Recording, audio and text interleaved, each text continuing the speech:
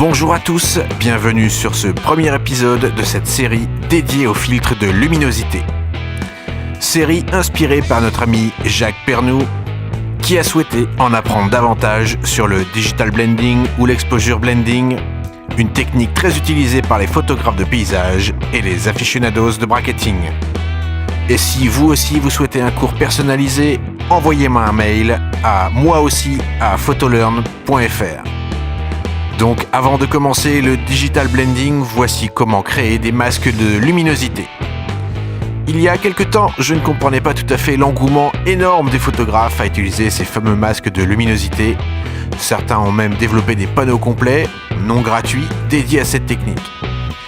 Mais il faut admettre que c'est une technique extrêmement puissante. On ne s'en servira pas pour chaque photo, mais c'est un allié véritablement très précieux.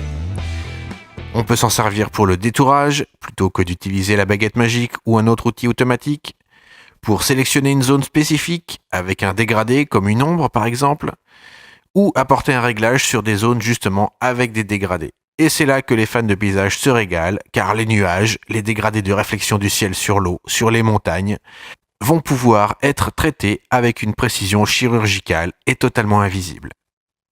Et enfin, on pourra faire une sélection et donc des réglages uniquement sur les ombres ou sur les hautes lumières. Donc avant de commencer, voici le mode d'emploi pour créer ses propres calques de luminosité. Mais pas d'inquiétude, cette procédure un peu fastidieuse peut être automatisée par une action Photoshop que je vous livre gratuitement dans le lien sous la vidéo. C'est gratuit et en un seul clic, vous aurez tous les masques à votre disposition. Tout d'abord, je vous invite à adapter votre espace de travail. Je vais isoler mon panneau des couches. Vous pouvez la placer ici, à droite ou encore à gauche. C'est comme vous voulez. Mais comme il s'agit quasiment d'un outil, j'ai une petite préférence pour le placer à gauche. Ensuite, nous allons vérifier que les options de masque sont bien calibrées. Un clic ici, sous les couleurs de premier et arrière-plan, et je vérifie que zone masquée est bien cochée. Sinon, votre sélection de pixels fonctionnera tout à l'heure à l'envers. Donc j'ai ici mes couches RVB et les canaux individuels de rouge, de vert et de bleu. Ce sont des masques gris. Ces trois-là vont donner des résultats différents en fonction de la quantité de rouge, de vert et de bleu. Comme vous voyez, autour des yeux, c'est noir. Il n'y a donc pas de vert. En revanche, c'est plus clair dans le bleu et dans le rouge. Donc rouge plus bleu égale violet. C'est normal puisque le tour de l'œil tire sur le violet. Donc c'est parti pour créer des masques de luminosité. CTRL-clic sur le calque RVB, cela crée une sélection. Je crée mon premier masque. Il s'appelle Alpha 1, mais vous pouvez le renommer en Lumière 1. Et je vais faire une intersection avec lui-même. Donc, c'est une combinaison un peu compliquée. Shift, CTRL, ALT et clic sur Alpha 1 ou Lumière 1. Je crée alors un nouveau masque qui va s'appeler Alpha 2. Je vais pouvoir le renommer Lumière 2. Et je continue sur le même principe. Shift, CTRL, ALT, clic sur Alpha 2. Et je crée encore un nouveau masque qui va s'appeler Alpha 3 ou Lumière 3. Et vous commencez à remarquer que les masques vont s'assombrir au fur et à mesure. Je vais continuer ainsi jusqu'au numéro 6 ou 7.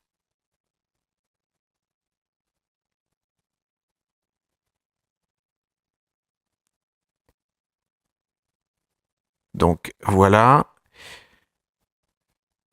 Et maintenant, nous allons faire les masques de noir. Donc je retourne sur mes calques RVB, CTRL-clic. Et je fais Shift-CTRL-I pour inverser la sélection. Ou alors sélection intervertir. Je crée mon masque comme tout à l'heure. Et je fais exactement comme tout à l'heure. Je le renomme Noir 1. Et Shift-CTRL-ALT, clic sur lui-même, sur Noir 1. Je fais encore une intersection avec lui-même. Et je crée de la même façon 6 calques de son que je vais appeler Noir 1, Noir 2, Noir 3, etc. Vous l'avez compris, c'est une opération très répétitive, mais ne vous inquiétez pas, l'action va faire ça tout seul pour vous.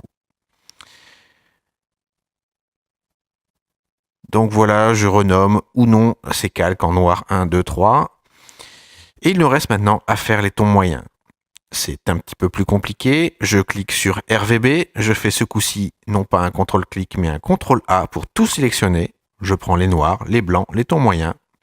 Et je vais enlever, soustraire les noirs 1 et les blancs 1. Donc je le rappelle, j'ai cliqué sur mon calque RVB, j'ai fait un CTRL-A pour tout sélectionner. Je clique maintenant sur CTRL-ALT. Notez au passage que l'icône devient un moins dans le petit carré. Et on va donc soustraire. Je vais donc cliquer sur lumière 1 et noir 1. Je crée un nouveau masque. Et lorsque je le sélectionne, vous pouvez voir, c'est très gris, mais cela a enlevé les noirs purs et les blancs purs.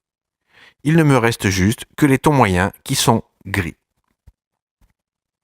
Je recommence. Calque RGB, CTRL-A, CTRL-ALT pour soustraire. Mais ce coup-ci, je vais retirer lumière 2 et noir 2. Je crée encore un masque. Ce masque s'éclaircit. Il prend une zone un petit peu plus large de ton moyen. Je peux le renommer en mid 2 par exemple, pour les tons moyen 2 ou moyen 2. Et je continue avec lumière 3 et noir 3. Donc calque RGB, CTRL-A, CTRL-ALT, lumière 3 et noir 3. Je crée mon masque.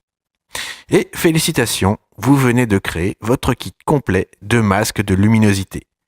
Mais n'oubliez pas qu'une action peut remplacer ce travail un peu fastidieux. Allez, je vous montre sur une autre image comment cela fonctionne. Je charge mon action. Luminomasque, je la lance et zou. Tous les calques sont prêts, renommés comme il faut. Un premier exemple pour apprendre à se servir de ces masques de luminosité. Je parcours ces masques et je vais tout d'abord chercher à faire ressortir les lumières de mon visage. Ce que l'on va chercher, c'est ce qui est blanc. Donc si je souhaite travailler sur les reflets de mon visage, donc soit parce qu'ils sont trop violents, soit pas assez, je souhaite les éclaircir, je vais chercher le masque qui va me donner du blanc uniquement sur ces reflets. Ici, lumière 3 me paraît très bien. Alors pour l'utiliser, je fais un CTRL-clic sur ce masque. Donc je sélectionne ce masque, je retourne sur mes calques et je crée un calque de réglage, courbe par exemple. Et regardez, mon calque de réglage a été créé avec le masque directement intégré. Ceci veut dire que les réglages apportés ne vont affecter que les zones autorisées par le masque. Mais nous allons bénéficier de tous les dégradés apportés également par ce masque. Ce qui fait que le réglage sera très naturel. Et si je pousse mon réglage à fond, cela ne dénature pas mon image. Les transitions sont parfaites et très fluides. Je n'aurais jamais eu ce résultat et cette précision avec des brosses ou avec le lasso ou encore la baguette magique, ou ce que vous voulez. Et si vous avez déjà fait du dodge and burn pour justement sculpter ces ombres et lumières, vous avez tout de suite compris combien cet outil est intéressant. Je continue donc avec mes ombres du visage. Je cherche dans mes noirs la partie blanche qui va cibler justement ces ombres. Ici, le 3 et 4 montrent bien une zone délimitée pour les ombres. Je CTRL-clic sur ce masque et je vais créer un nouveau calque de réglage avec des courbes et je vais ce coup-ci baisser la luminosité. Je passe le calque en mode luminosité et voilà, c'est fini. J'ai travaillé mes ombres de manière très fluide, sans toucher les tons moyens, et je ne vois aucun raccord. Un avant-après. Et pour finir, vous pouvez même encore affiner ce réglage de masque en travaillant sur celui-ci en direct. Alt-clic sur le masque, celui-ci apparaît directement à l'écran. Un CTRL-L peut permettre, avec les niveaux, d'ajuster le contraste sur une zone encore plus précise que nous n'avions pas avec les masques initiaux. Ou tout simplement, vous pouvez exclure une zone. Je ne veux pas traiter les lèvres par exemple, alors Alt-clic sur le masque, je prends une brosse noire et je peins sur cette zone à exclure, comme un masque classique. Voilà, c'est terminé pour cette première approche des masques de luminosité. Et pour l'épisode 2, envoyez-moi un beau paysage ou un portrait et je vous montrerai comment améliorer cette image avec les masques de luminosité. Amusez-vous, téléchargez l'action et jouez avec. En un temps record, vous allez améliorer le rendu de vos images à bientôt donc pour l'épisode 2 et envoyez-moi vos photos. Bonne semaine, bonne photo et surtout bon Photoshop.